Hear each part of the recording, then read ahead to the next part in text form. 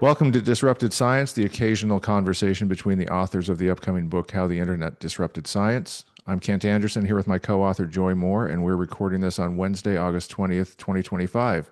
Hey, Joy. Hey, Kent. All right, we're going to get our tagline down. Um, so it's good. It's a cool episode. It's our first interview. We're going to talk to Jason Steinhauer, author of History Disrupted. So are you excited for that? Yes, I love the book. It is really well written, and it's just enough in the past that things are still fresh, but it's Hmm. also what, 3 years old. Yeah, Um, 3 or 4. Yeah. and it's aged well. And Yes. so I think a lot of the things, meaning that a lot of the things that he describes and the problems and opportunities that he discusses in the book have yet to be resolved. Um, Right. And some of them are even more obvious, I'd say. yeah. Yeah. So he was And it's also a good early warning system in a way. right. And similar to the interview that we heard with the two authors of the AI Con, who were Mm. saying a year after their book came out, a year after they turned it in. Same thing with this one. It's been a couple years since he published it, and it's still as relevant, if not more relevant than it was at the time. So I think that's going to bode pretty well for us too. Um, Yeah. Fingers crossed. All right. mhm. Well, let's go straight to the interview, and then we'll wrap up with some discoveries of the week. So here, if all goes well, is our interview with Jason Steinhauer.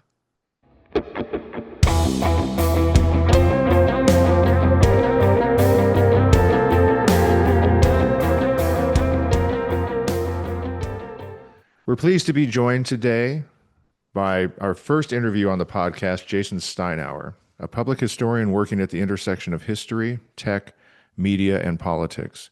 He writes and speaks about how social media, tech, and AI are shaping our history, politics, democracy, and future. His 2021 book, History Disrupted, caught our eye after our book was completed, but it was heartening to see him hit on some of the same main themes and concerns, but in the field of history. We're excited to speak with him today, so welcome to Disrupted Science, Jason. Thank you for having me. Yeah. Welcome. So you make a distinction in your book that right off the bat between history and what you call e-history. Can you explain that, elaborate on that for the listeners? Yeah, I can. First of all, it's great to be here. Thank you for having me. Pleased to meet fellow disruptors. Um, it's a little complicated, so let me try to explain it concisely without going on for too long. Um, Probably the first distinction that would be useful to think about would be the distinction between history and the past. So, and this is not settled science. There's a lot of debate within the history profession that has been going on for decades around these terms and these questions. But sort of how I think about it, a minute ago, when you introduced me on the podcast, that was the past. When you sent me an email asking me to be on the podcast, that was the past. When you decided to write your book, that event happened in the past. When my book was published, that event happened in the past. So the past has this sort of infinite number of events that have transpired before what we call the present. History is the analysis and interpretation of that past, right? So it's fine to say that Jason Steinhauer wrote a book or that Kent and Joy are writing a book, but then historians like to ask the question of, okay, what does that mean? What does it mean that they're writing a book? Why are they writing the book in 2025 as opposed to 2021? How do we interpret their writing the book in the broader context of what's happening in society or what's happening in science or what's happening in their own careers? So it's these types of questions that historians think about, and historians sometimes think about them in relatively straightforward, simple manners. So, why did the colonies succeed in winning the war for independence? Why did the Union win the Civil War? These are sort of more basic historical questions that listeners may be familiar with, but then sometimes these get very complex and theoretical. You're Mhm. talking about decolonial studies or decolonization studies or areas like that, right? Hmm. Okay, so um, the past and history connected, but not always the same thing. Um, Now, when it comes to the internet and social media and the devices that we use every day, there's this question about how do you translate the past slash history into content that can perform well on social media. And when you look at history YouTube videos or history Twitter threads or X threads, whatever they're called now, Hmm. Instagram channels, etc., what they're really doing, I argue in the book, and I've argued since, is that they're taking a small sliver of the past or a small sliver of history, and they're condensing it into a media format and then sort of squishing it onto the social web in whatever platform makes sense for them. Um, and of course, the past is a very big place, so you have to sort of be very selective in how you do that, right? You can't tell the entire story of the American Civil War, so you just take a small piece of it and you put it into 140 characters or 280 characters or one image or whatever. Hmm. Now, there's literally billions of pieces of internet content that are doing this. And I argue that all of those pieces of content can be categorized as something called e-history. And so what defines a piece of e-history? Well, for me, it's taking some element of the past and condensing it into a media product that can succeed on the social web. But then the key element of it is all e-history, I argue, is also trying to leverage social media in order to achieve visibility, Hmm. right? So every piece of content online, including history content, is fighting for visibility in your news feed. So ergo, every piece of e-history is also trying to leverage the mechanics of how social media works in order to show up in your newsfeed to achieve visibility, because if it achieves visibility, then it can inform the way you think about the world. So that is what unites all pieces of e-history, and that's what distinguishes it from the forms of history communication that happened in the past, because books were always making arguments, museum exhibits were always making arguments, but they weren't packaging themselves with the express purpose of achieving visibility online. And I argue that when you do that, when you factor in that motivation into the creation of history products, it actually creates a new type of history product that we call e-history, and it comes with it a lot of associated baggage and assumptions and challenges that I talk about in the book. Fantastic. Thank you. Gotcha. As I was reading your book, I was thinking about how little I actually know about professional historians. And, I'm very familiar with professional scientists in this space.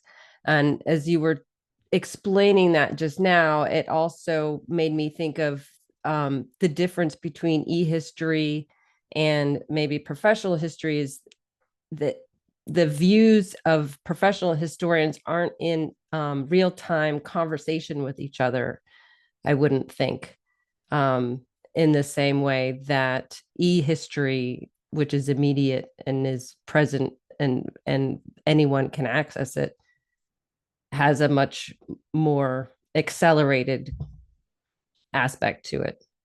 Am I getting that right? Well, I would say a couple things. First of all, you're not alone. Most people have no idea what professional historians do. Most people have never even met a professional historian.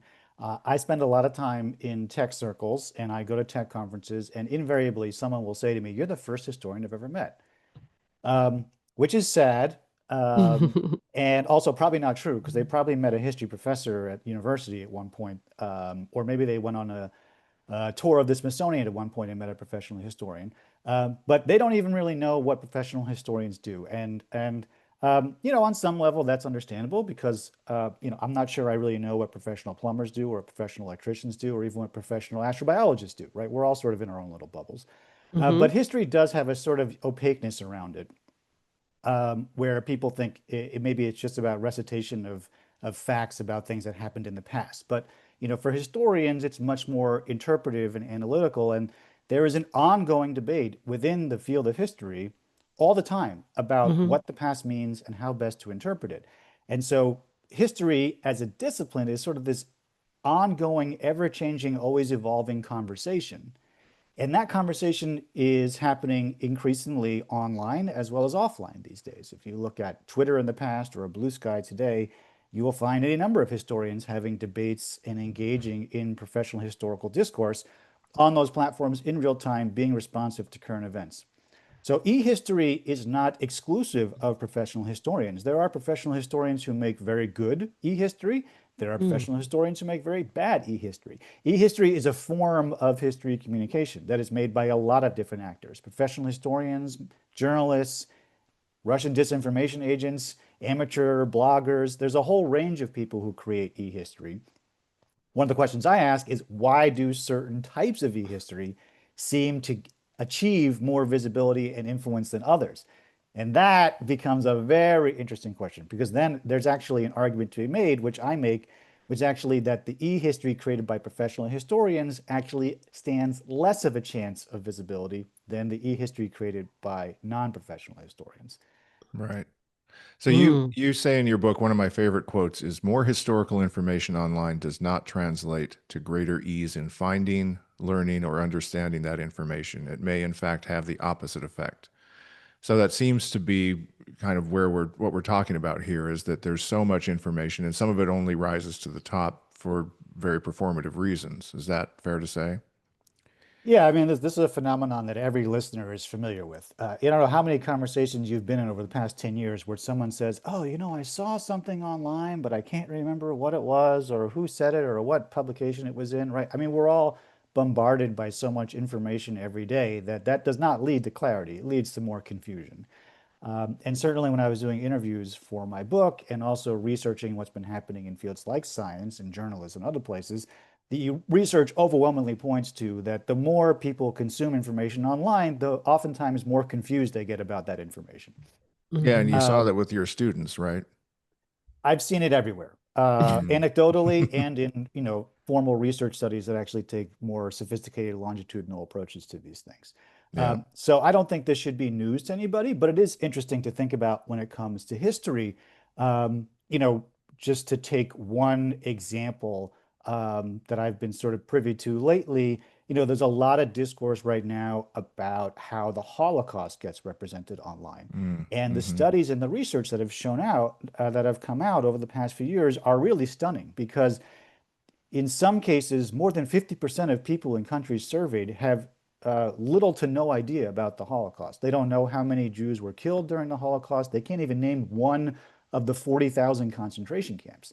Now, you Mm. would Mm. think, with all of this information available online, e-history or not, on all these websites, museum websites, professional websites, Wikipedia, encyclopedias, social media, there's literally hundreds of millions of pieces of content about the Second World War on the internet. How can that be possible?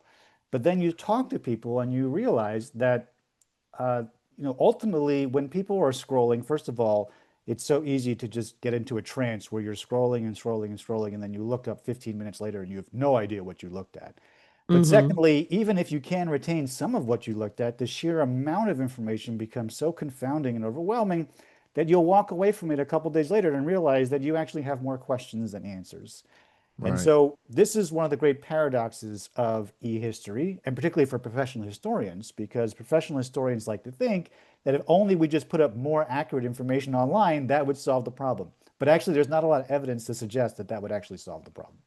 Right. So one of the more infamous moments in Silicon Valley history having to do with history itself was when Kara Swisher asked Mark Zuckerberg about his take on the Holocaust, since you brought up the Holocaust.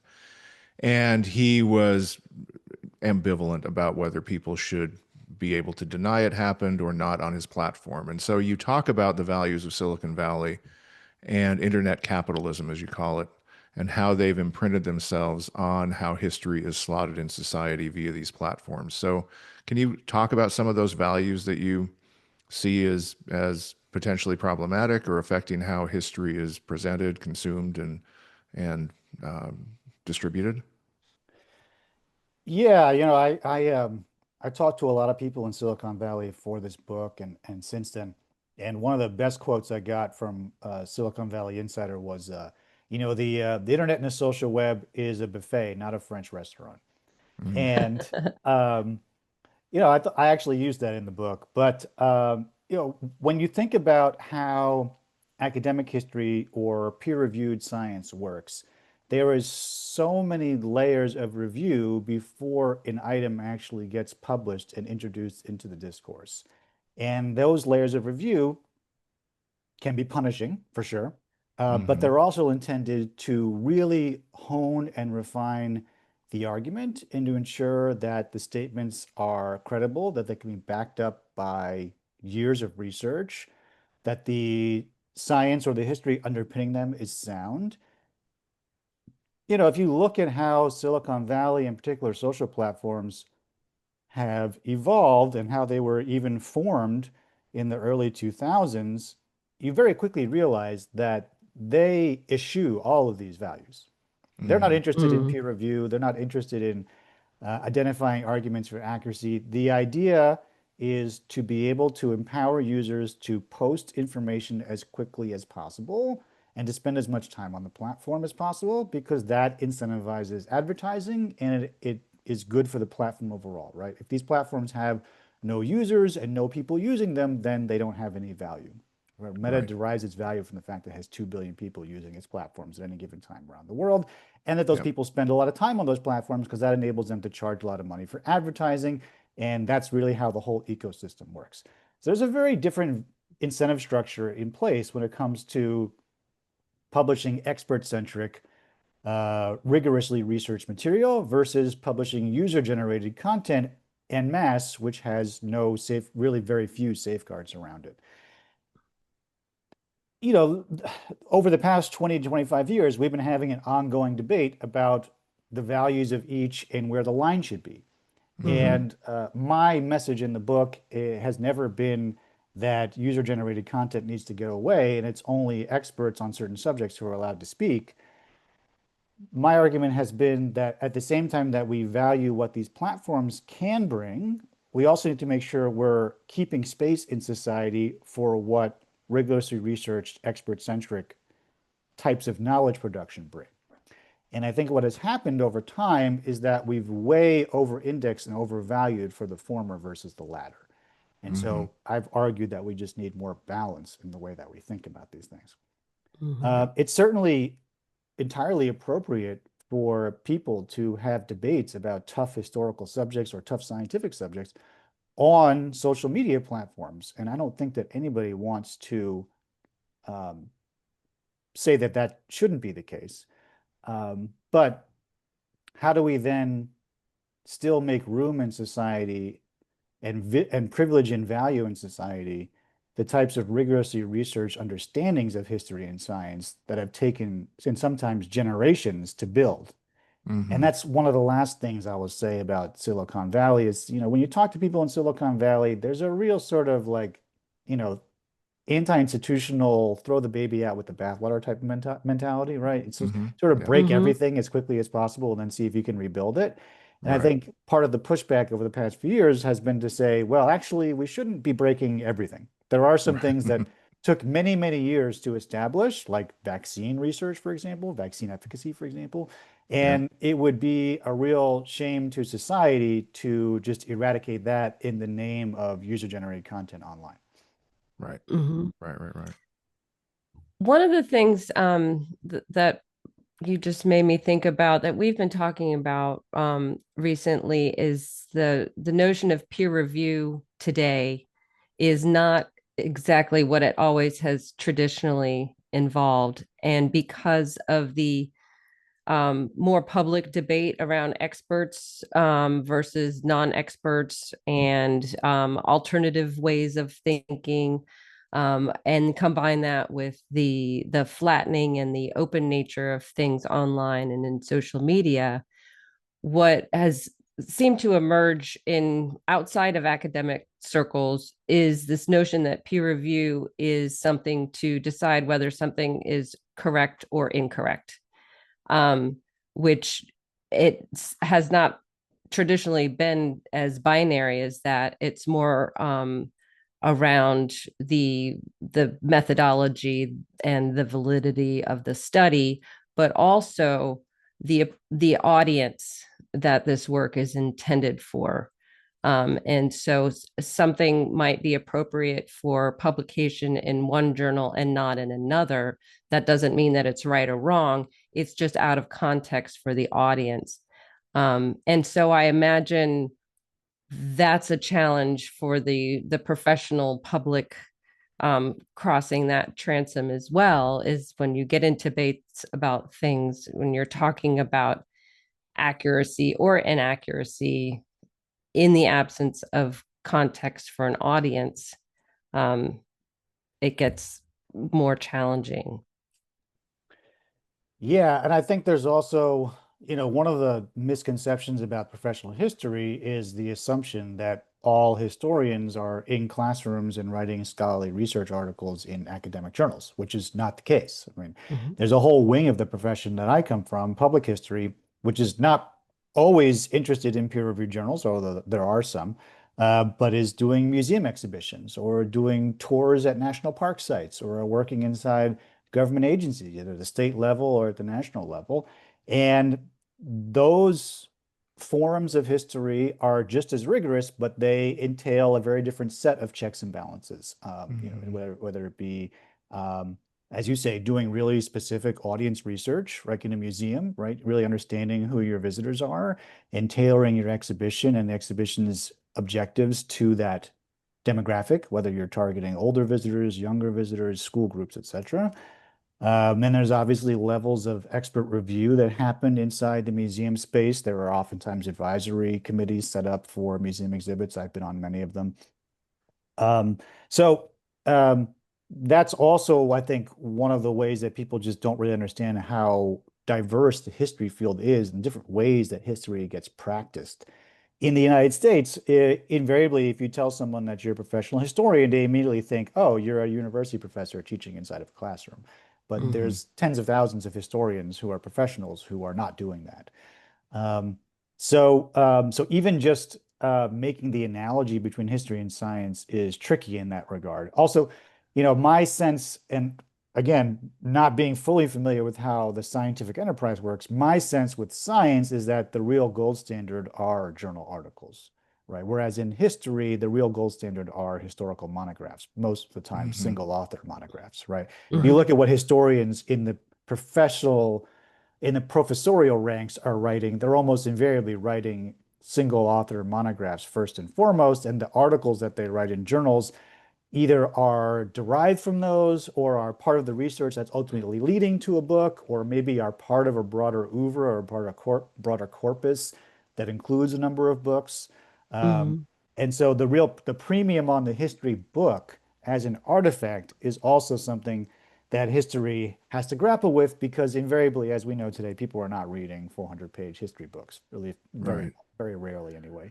So Right. then how do you take that sort of gold standard of history publication in that wing of the profession and translate it into something that works as e-history? That's a difficult challenge.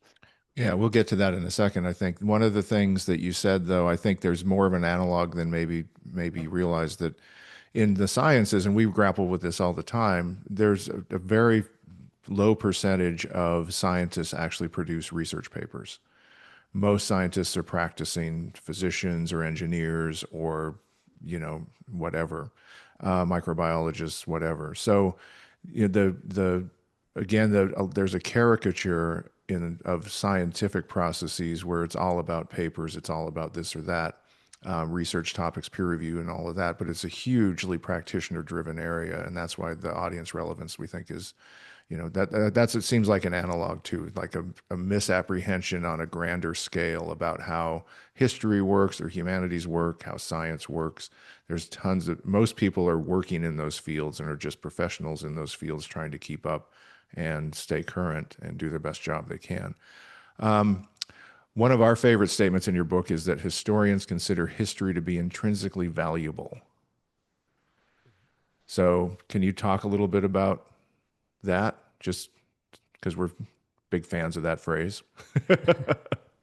Yeah, so at one point when I was writing the book, I had this chart on my wall where I was Mm, trying to decipher the sort of underpinning values of how social media and the web operate versus the values that underpin how professional history operates. And I went back and read a fair number of books and articles from historians over decades about why study history in the first place. And there's a huge corpus of literature around this question. Historians spend a lot of time communicating about why their profession should be necessary for all people to engage with. And and it emerged from doing that reading that there was a real pattern, which was essentially that the argument historians had been making for decades was that history was valuable because history was valuable. I mean, essentially, it was kind of like a circular, it was like an Ouroboros in some ways. It was a Right, circular right. argument, but basically the idea was it's just something valuable that people need in order to function in their everyday life. And so hence it's valuable for you to engage with it and support us in our endeavor of doing it. Mhm. Right. Um, It puts your life in context in a Right. way, I mean, there's in a all kinds of big ways way. that that gets spun, right? History makes you a better citizen. It makes you a better participant in democracy. It helps you Right. understand your own family or your own journey. And, there's lots of ways to sort of then take that argument and then splice it out into more directly applicable context. But it all sort of comes back to this idea that history is just sort of valuable as a thing that needs to be valued. Hmm. And I thought that stood in real contrast to the way social media and the social web have evolved, which is essentially that, things are valuable because they have lots of views and clicks and shares, right? If you and I post the exact same video online with the exact same content, but yours gets 10 million views and mine gets 10 views, yours is more valuable because it has 10 million Right. views, even though the Mhm. content is exactly the same. So Yeah. there's this very much like this extrinsically valuable metrics are built into how the web has been architectured and evolved, and the sort of Hmm. credence that we give as society to content on the web. We pay more attention, advertisers are willing to pay more dollars, people are willing to pay you to do more speaking gigs if you have 10 million versus 10. And so Yeah. that seemed to me a big difference between the two like fundamental values underpinning how these ecosystems work. And what I was thinking about, and what I honestly have been thinking about ever since I wrote the book, is how historians try to take these sort of values about these arguments about intrinsic value and integrate them into an ecosystem that really doesn't have any intrinsic value. I mean, like Yeah. nothing on the web has any intrinsic value, right? It's all disposable. You create Hmm. the content, the next day you forgot and you've created it, right? You're creating Mhm. Yeah. tens of millions of videos at any given time on these platforms. So it's all kind of disposable and doesn't really have any intrinsic value to it unless it can garner attention and virality, and then it starts to become more valuable. So how do you transpose one value system into another when the incentives are so misaligned? I think this is something that historians are still struggling with, and I think all expert-centric disciplines, in fact, are probably struggling with this.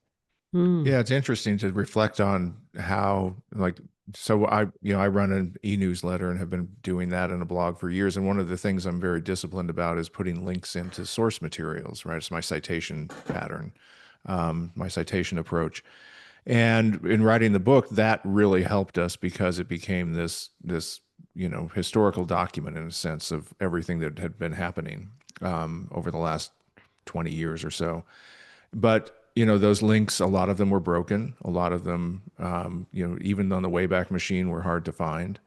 And but the whole idea of hypertext linking was about making sure you had a view into something in the past, right? Something this was published, this was said, and you can link back to it.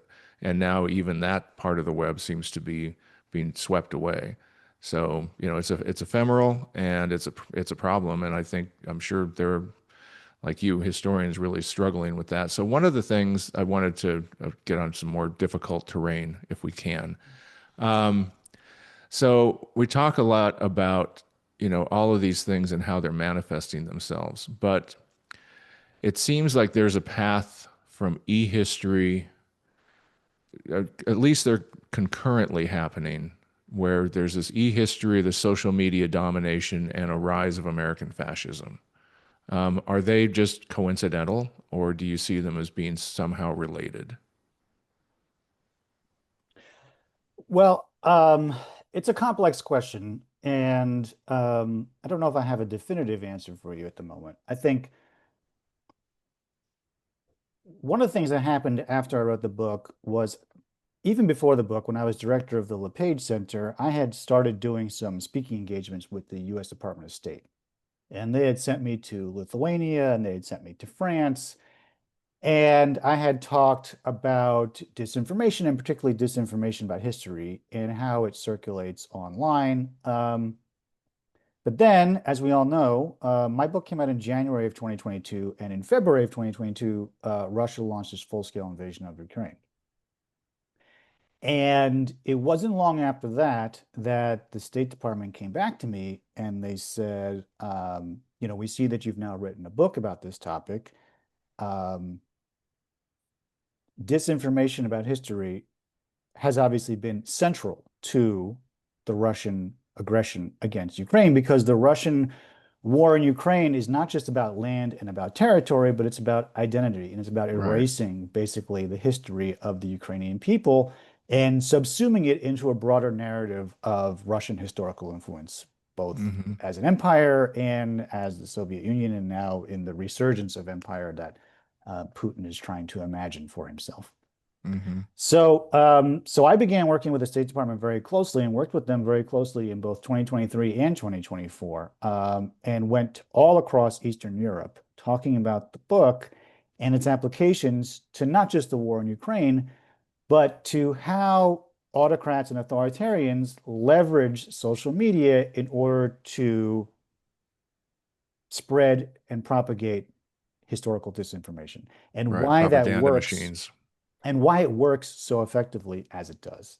Mm-hmm. Um, one of the arguments that I made actually was very much premised around Facebook and Meta, and that was that if you go back and look, as I did in the book, at how the Facebook newsfeed has evolved, what I found was that the Facebook newsfeed over time was purposefully built and designed to privilege nostalgia Mm. and particularly like nostalgic photographs, right, which would take up these wide spaces inside your newsfeed. Yep.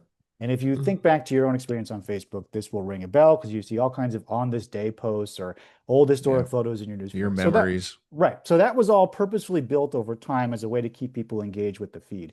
But Mm-hmm. what's interesting with that is that if you marry that with an authoritarian regime that traffics in nostalgia about the past, it creates a very potent combination.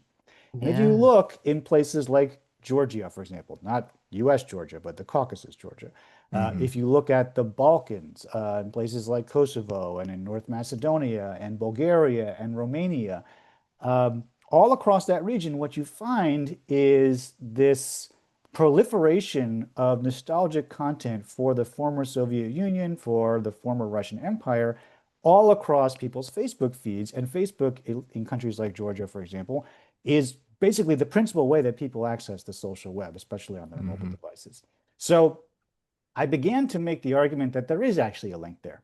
It may not be explicit, it may not even be intended or purposeful, but if you Right. marry a platform that privileges nostalgic content and has so much penetration inside of a population with authoritarian characteristics and leaders who know how to weaponize that nostalgia into a yearning for empire or a turning away from democracy and back to the good old days of when you could do XYZ.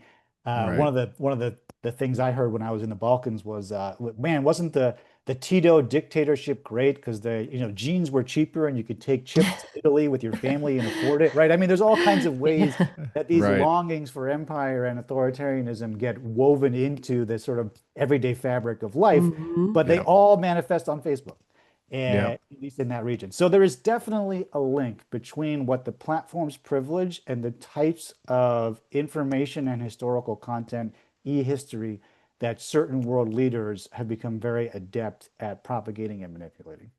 Mm-hmm. Mhm. So That's that fantastic. it doesn't have to just be disinformation or misinformation. It's can also be the um, co-opting historical moments or images to incite some kind of reaction from the public that you want to get from them.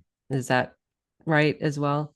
Well, I think the toolkit has gotten very sophisticated. I mean, this is now 10 to 15 years of this phenomenon en masse across the world. And if you look at, to keep on Russia example, I mean, the estimates are, that I've seen, anywhere from $1 billion to $2 billion per year that Russia spends on information warfare. So Mm-hmm. when you're making that type of investment for 7 days a week, 24 hours a day for 15 years, you're going to be very sophisticated at it and you're going to pull a lot of tricks.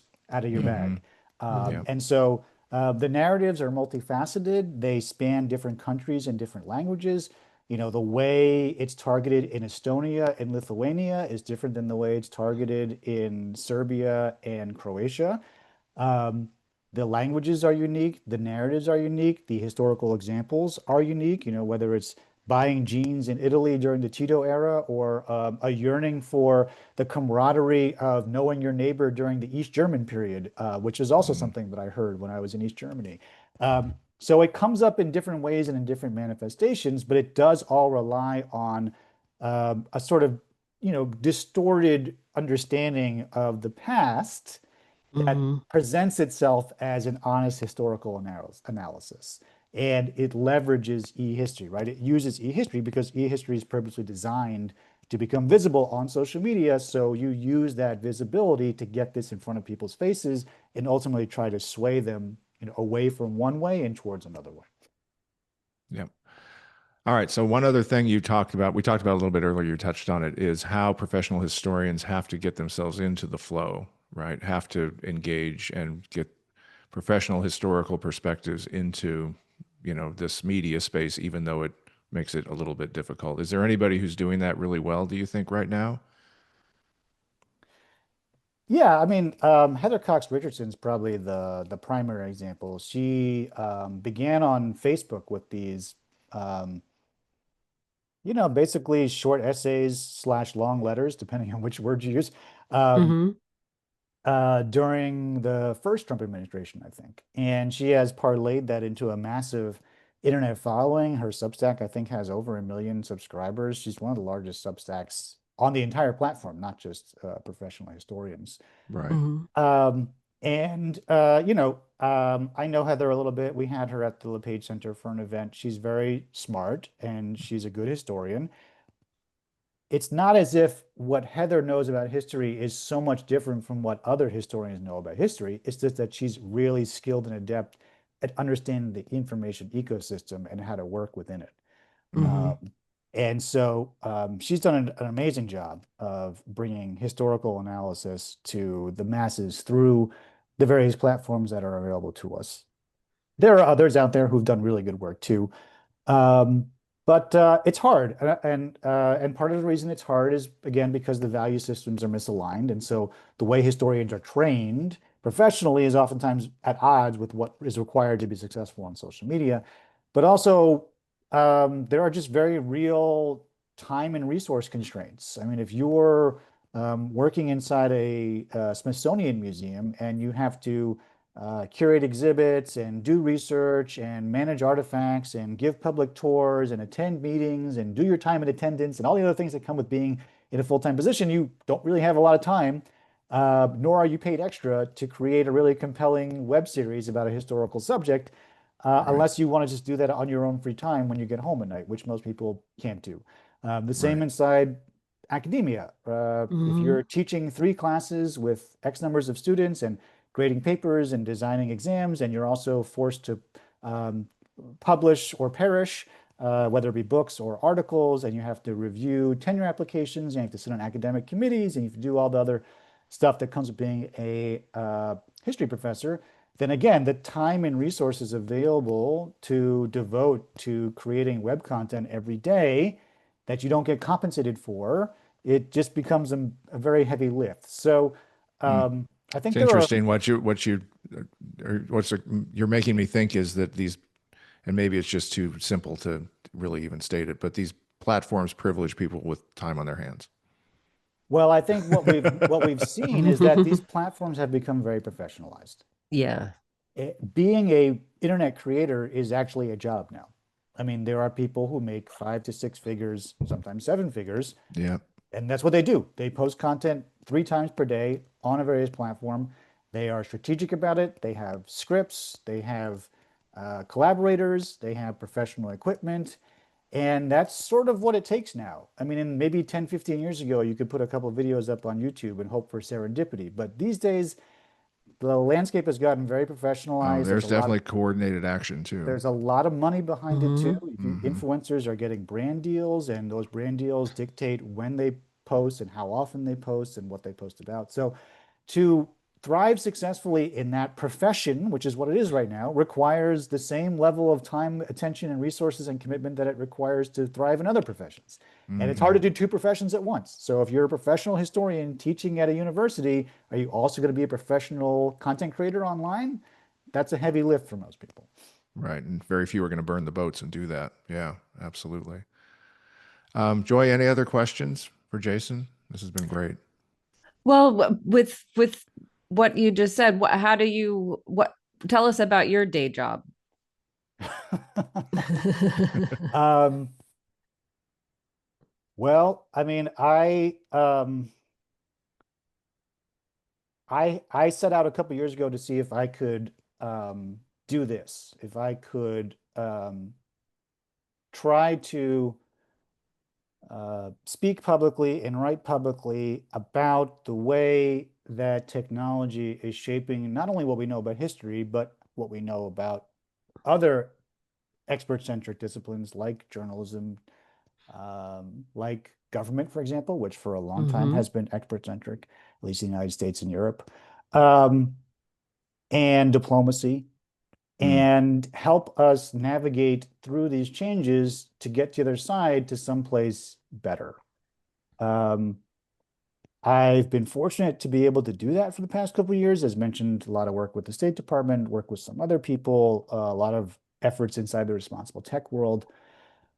But to be honest, in 2025, I'm feeling a bit disheartened about where that all has, Mm. what that all has added up to. I just think that the scale of the challenges that we face are so massive that even with communities of really smart, dedicated people working tirelessly, um, there are just some really big, powerful forces that we're pushing against that are making positive change really difficult. There has been incremental change. If you look at the field of responsible tech, for example, that field didn't Hmm. really exist a few years ago. And now there is a field of people who recognize that they need to work in tech in order to have jobs that pay bills, but want to bring some level of ethics and integrity to that work where it's not solely harmful and destructive. And so Right. that's a positive thing. And if you look at the Hmm. field of professional history, it's not just Heather Cox Richardson, but there are other efforts that have tried to bridge the gap between public consumption of e-history and the academic or public history professional class that creates history on a regular basis. And so there have been incremental improvements, but we're really, I've written about this in my own newsletter. I feel like we're sort of staring down three massive existential crises at the same time, a technological crisis, a political crisis, and an environmental crisis. Mm. And all three of them are connected, but because they're interconnected, the actually finding some solutions to any of them is proving extremely difficult. And I Hmm. worry whether we will actually find any solutions before it's too late. So that is now one of the things that has preoccupied my thoughts in the most recent day to day. Yeah, we've How been to we've been talking accelerate. about that too. The issue for us, the connective tissue for us, and we're making promises to get to this, and we still have to Hmm. do it. Joy is to talk about. We think it's a governance crisis. All three of those are caused by a crisis in good governance at multiple levels, and if and so that's you know love your thoughts on that, but that's kind of where we're thinking there's a connected there's if you had good governance, you wouldn't have those things, actually. Good tech governance, good environmental governance, and so on. Hmm. And our goal in our little corner of, scientific publishing part of this ecosystem is to learn what we can, and look around us, get our heads out of our own bubble and see what we can learn from folks like you and other disciplines to see where we can um, apply some new or evolving forms of governance to protect what we can control now that so much is uncontrollable. Yeah, yeah. So are you working on just say to everybody, read his book. It's fantastic. It's short. It's very tightly written. It's an excellent read, and I Mhm. really enjoyed it thoroughly. Also, his newsletter. We'll put links in the podcast. Are you working on another book? Is that in the cards? I have a book on artificial intelligence that I would like to write. Mm, I have some preliminary structures in place, chapters, some text in those chapters. So we'll see. We'll see if that becomes a reality. There's some other things that I'm looking at doing, which might get more to that governance question that you're talking about. oh, terrific. Um, but it's I think one of the challenges right now is everybody's trying to figure out exactly what to do. Mm, And I think part of what I feel like I have to do is I have to at least be vocal about what I'm seeing and speak about it candidly, um, in a way that people can understand. And so that's what I try to do with my public talks and with my newsletter. Mhm. And I feel like probably the newsletter will become a bigger piece of the flywheel hmm. very soon in service to that mission. Um, but we we need to act soon on all these things. Yep. Probably yesterday, but at the very least tomorrow. Yeah. And Yeah. so, Yeah. I think if we can find ways for historians and scientists and journalists and others to collaborate more fruitfully and more expediently, that would be really beneficial. Yeah. It's interesting too. I just want to make one last little distinction because we talk of, experts have been demonized, but I think professionals are where it's at. And my encounters with professional historians have been that they are shockingly informed compared to me about history. And I think if people don't look at professionals, if they don't, if they want to know something, talk to a professional about it, because that's a Mhm. word that doesn't trigger anybody. But like you said, if you're a professional plumber, you're a professional historian, you're a professional, person who takes care of babies, kid doctor, So you're that's, saying use professional is not as polarizing as expert. yeah, yeah. Everybody wants to think of themselves as a professional at some level, right? So I was just a rhetorical um, pitch. But anyhow, go ahead, Jason.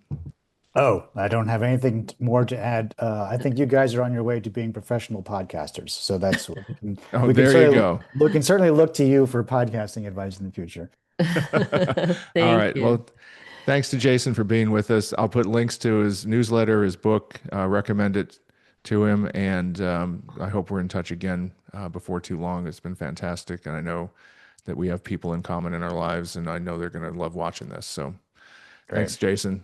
Thank you guys. Appreciate it. Well, that was awesome. Thanks again to Jason for joining us. And we were really excited that he agreed to talk with us. We had a whole bunch of questions, and he really put up with us He's a very nice really guy. well. Yeah. Absolutely. Yeah. But we could have kept him Class here act. for another hour or so. I had so many little things that I picked out of the book that I wanted to get a little bit more scoop on. But that was really good. So again, we recommend that to everyone. I got it from my local library. I think did you get yours from the library Yeah, but too? I then purchased it because, Mm-hmm. money in the pocket to the authors, people. So, we recommend the book. There'll be a link to it and also to his newsletter in the podcast notes and all that. So show Mm-hmm. notes, as they say. I've got to start getting more Yeah, hip to link, this game. you got to smash the like and subscribe link below. And either buy the book or check it out from your library and Or both, definitely, like me. or both, like Kent, and leave a review for him on Amazon or Barnes and Noble or wherever you get your book. Yeah, absolutely. All right, so let's do discoveries of the week.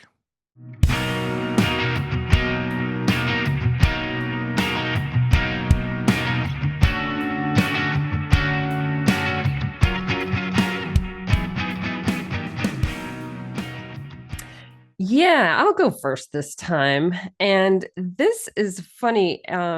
You did the post of the things that we've been texting about this week, and one of Right. them was that article. I think it was a Financial Times about Sam Oh, Altman and his kitchen. And If you guys haven't read that, you That was really so should. funny. It was so Uh, good. It also hit really, really close to home because I knew exactly what they were talking about with all of the things that they were talking about. And so mm, the in particular, my discovery of the week is the Graça olive oil that Sam Altman was using so wrongly, that it just undermines his, credibility on on anything, multiple fronts. on Yeah. multiple fronts. But anyway, it's this new line of olive oil, and it was one where it's like positioned at the counter next to the fancy deli and things like that. And it's like I try to resist the packaging, but finally I was like, I gotta try it. And dang, it's so good. It is so Mm. good. And Especially the fresh one, I bet. yeah, so you got a drizzle, a sizzle, and a frizzle are the Hmm. three different kinds, which is That is good basically, packaging. yeah, it's good packaging, it's good labeling. Yeah. And so if you get tempted by that good packaging, I highly recommend it.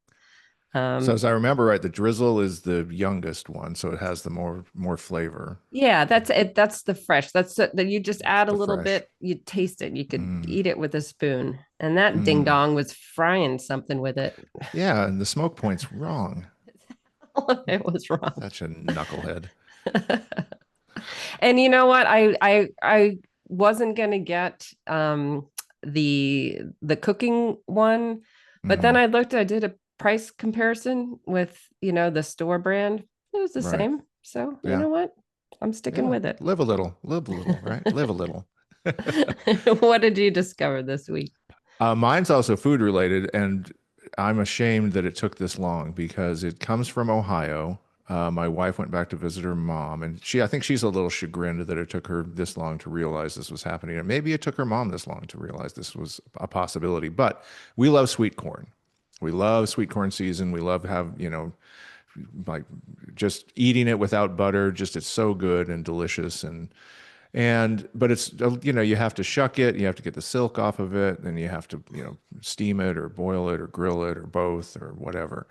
And so she went back to Ohio, and her mom took an ear of corn with the husks on and just put it in the microwave for 4 minutes. The whole And thing the whole thing, just exactly like with you'd all the grab little it, hairs in there too. everything on it. Yeah, everything on it. Yeah, all the silk's on it, all the leaves are on it still, the husks. And then you take it out with an oven mitt or a towel or whatever. And then you just cut off the bottom, like just a little bit, just enough. Mhm. And then you take the tassels and you just shake it. And the corn just Ah, falls right out, hardly any silk on it. In our case, the two that we had from the local farm, there was zero silk on it. And then it's super hot. The thing is that the cob inside has also heated up a lot. So it's super hot. So you have to let it cool. But that's yeah, it, and then you just can eat it, and it's like that is genius. So that was my discovery of the week: is microwave your just the sweet whole corn and thing. just cut off the bottom, shake the tassel, everything it just drops out, and then you just have, and then it's neat to throw away too. You don't have the flying corn silk all over your hands and all over the counter that you can't find until 2 days later, and you're like, ooh, what's all this dry spider web stuff? Oh, it's the corn silk. So yeah. That's a good idea. It's like a tamale already It is. by It nature. It's is. nature's tamale, perfectly packaged. Holy crap, you just blew my mind, Kent. Thanks.